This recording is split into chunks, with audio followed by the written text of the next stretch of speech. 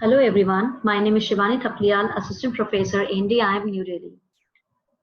So in the last class, we discussed about the performance appraisal system, its objectives, and the traditional methods of performance appraisal system.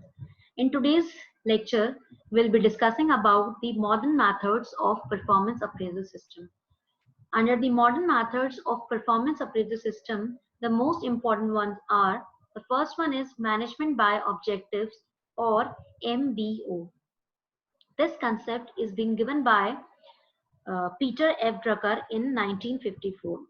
It can be expressed as a process whereby the employees and the superiors come together to identify common goals. Common goals means the organizational goals as well as the individual goals.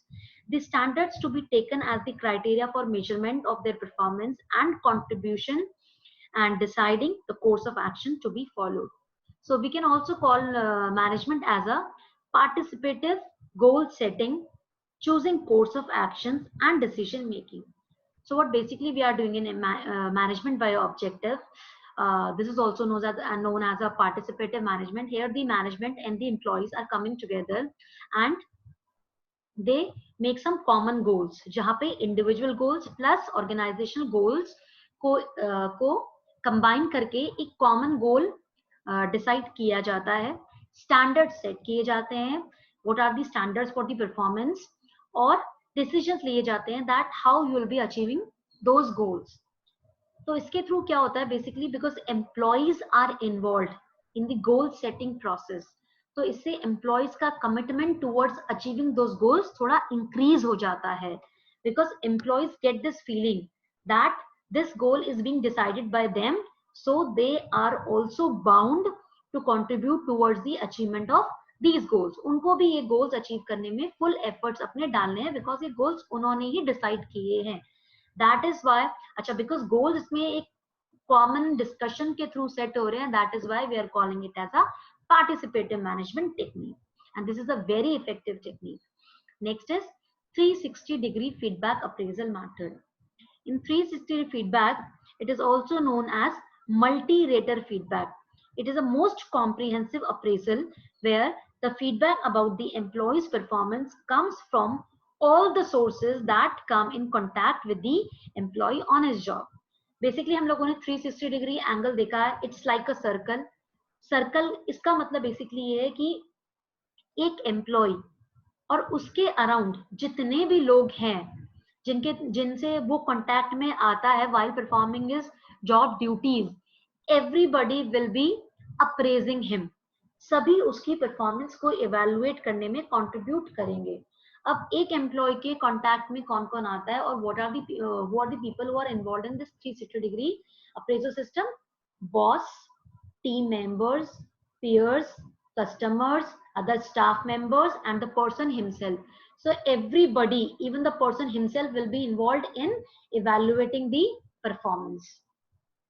Next is behaviorally anchored rating scale. We also call it as BARS. It is a modern technique which is a combination of graphing rating scale and critical incident method.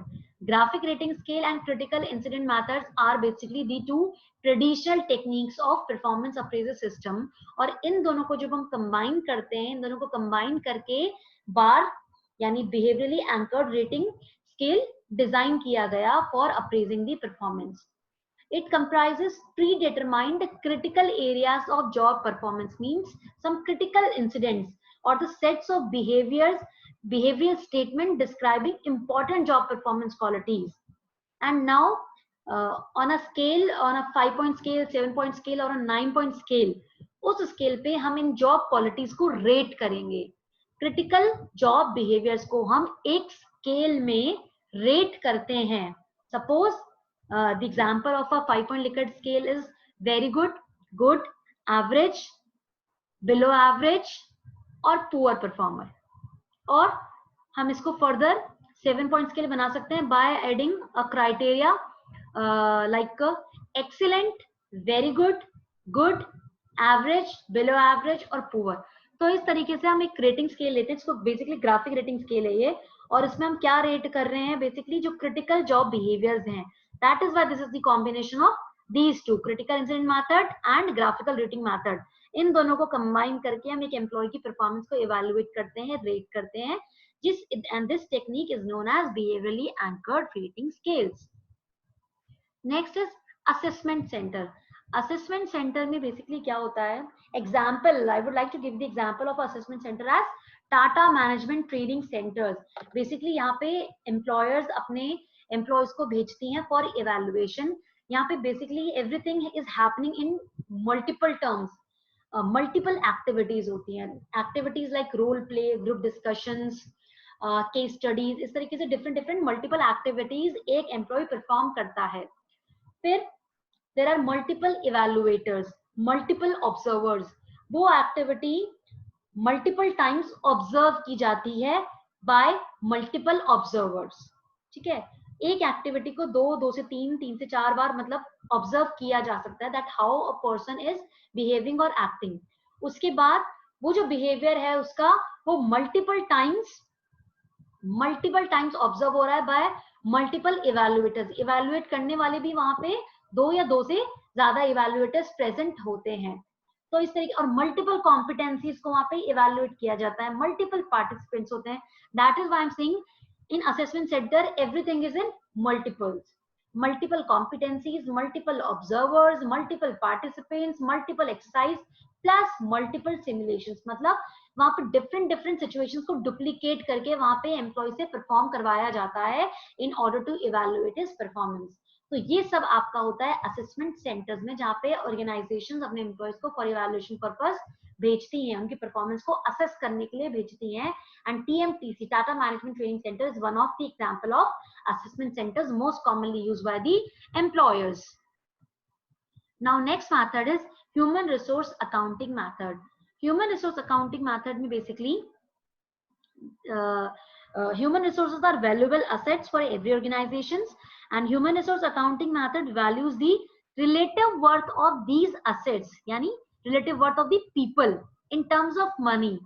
यहाँ पे basically employer या evaluator क्या कर रहा है, वो एक employ पे कितना इन्वेस्टमेंट हुआ है, ठीक है, जैसे rate of investment and rate of return को कंपेयर किया जा रहा है कि एक ह्यूमन रिसोर्स में एक एम्प्लॉय ने कितना इन्वेस्ट किया है. Investment in terms of the recruitment, selection cost, training and development cost, training orientation cost, जितना भी पैसा एक एम्प्लॉयर अपने एम्प्लॉय में लगाता है, that is the cost incurred.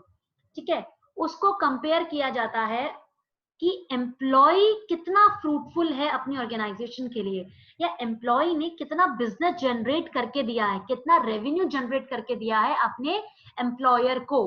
तो इन दोनों चीजों को कंपेयर करके जो आउटकम आता है उसके बेसिस पे एक एम्प्लॉय की परफॉर्मेंस को अप्रेज किया जाता है.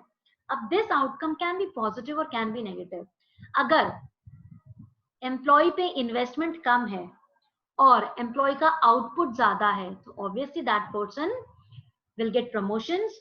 और अगर एम्प्लॉयर का इन्वेस्टमेंट ज्यादा है और एम्प्लॉय का आउटपुट कम निकल के आ रहा है तो that employ will be considered as a poor performer and organisation can take further decisions accordingly on the basis of his performance evaluation. So these were the modern methods of performance appraisal system. Now, there are certain limitations also that while evaluating the performance, कुछ factors होते हैं जो इस process में basically hurdles create करते हैं, problems create करते हैं, and these are the limitations कि क्या-क्या दिक्कतें आती हैं performance appraisal process को perform करते हुए. The first one is halo effect. Under this, the rater may base the full appraisal on the basis of one positive quality which was found out earlier. For example, if a person is evaluated on one quality, that is emotional stability, and if he scores very high in the case of emotional stability, then the rater may also give him high scores for other qualities. So basically सिर्फ एक quality के base में हम उस employee की overall performance को judge कर रहे हैं.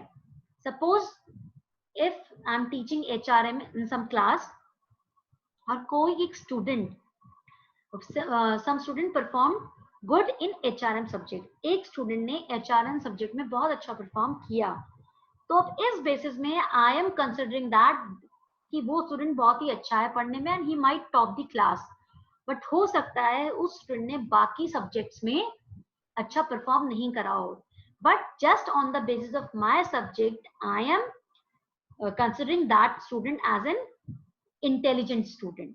So this is hello effect, एक क्वालिटी के बेसिस में पूरी परफॉर्मेंस को जज करना. Now next is problem of leniency और स्ट्रिक्टनेस.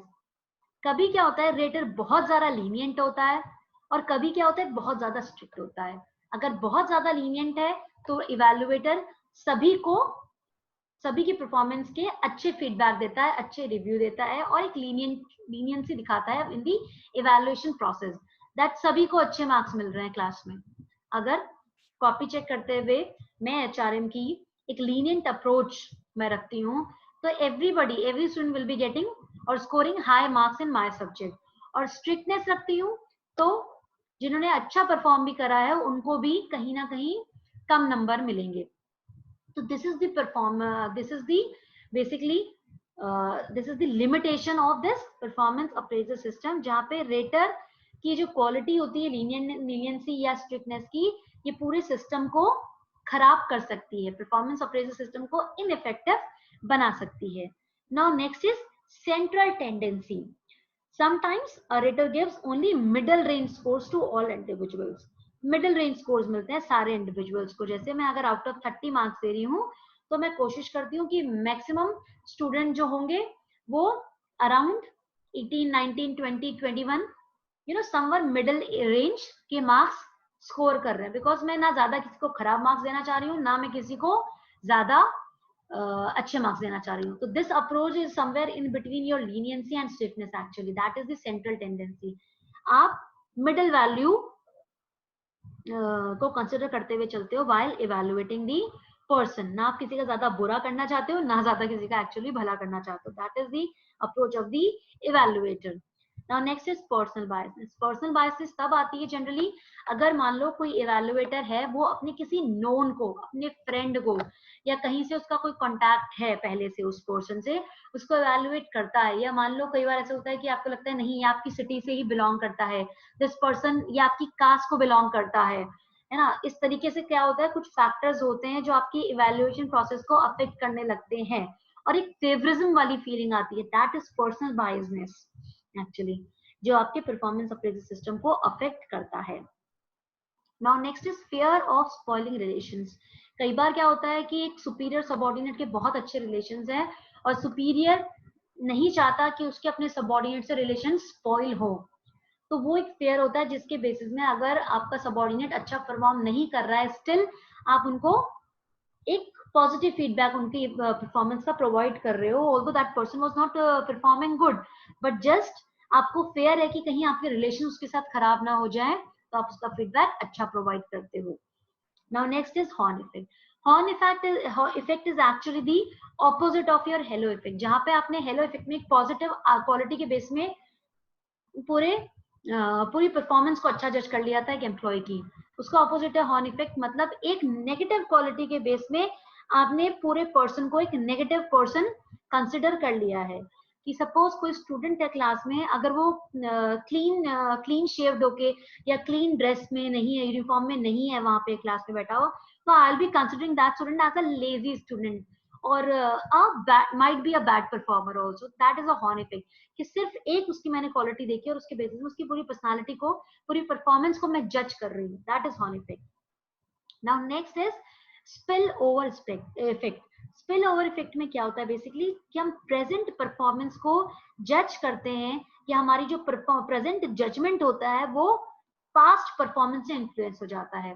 सपोज अगर I am taking the HRM classes in 4th semester and some student is performing so well और कुछ स्टूडेंट्स ऐसे हैं जो अच्छा परफॉर्म नहीं कर रहे हैं और there is a mediocre performer और कोई स्टूडेंट है जो पुअर परफॉर्मर है. तो now if I take his classes in next semester, so I'll be judging his performance on the basis of his past semester performance कि student तो पढ़ने में अच्छा नहीं था, अभी भी he will be not performing good. तो this is spill over effect की पास्ट परफॉर्मेंस आपके प्रेजेंट जजमेंट को इन्फ्लुएंस करती है.